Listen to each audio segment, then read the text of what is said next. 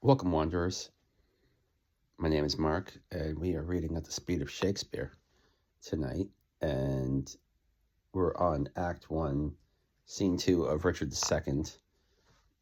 This is the part where the Duchess of Gloucester, who is the widow of Thomas of Woodstock, who was murdered, has a scene with John of Gaunt. This is Bolingbroke's father.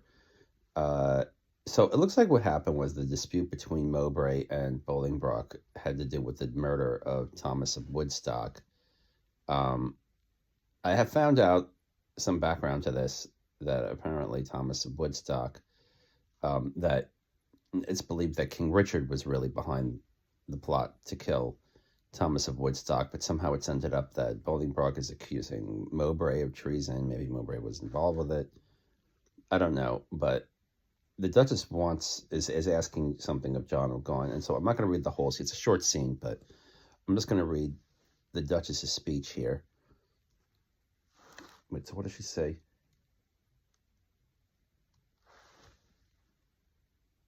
Oh, it looks like she wants Gaunt to go against what he calls the butchers of his life. She wants him to get revenge, or to avenge her husband's death. So her husband was Gaunt's little brother. This is a good speech here. So the Duchess says, "Finds brotherhood in thee no sharper spur?" So I guess Gaunt doesn't want to do it. "Hath love in thy old blood no living fire? Edward's 7 sons, whereof thyself art one, were as 7 vials of his sacred blood, or 7 fair branches springing from one root." It's a beautiful metaphor there. I love that.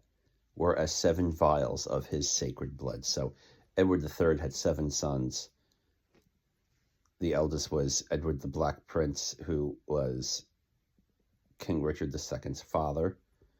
And then Gaunt was, I think he was maybe the 3rd or 4th eldest son. And then the 7th, the youngest, was Thomas of Woodstock, who was killed. Some of those 7, that is the 7 vials, or the 7 branches. So Shakespeare's going to continue with another metaphor that's going to work aptly for whether you're talking about 7 vials of blood or 7 branches. Some of those 7 are dried by nature's course. Some of those branches by the destinies cut. I guess he's using parallel structure here. Some of those 7 are dried by nature's course, meaning the vials of the sacred blood. Although I guess you could also dry a branch, could you?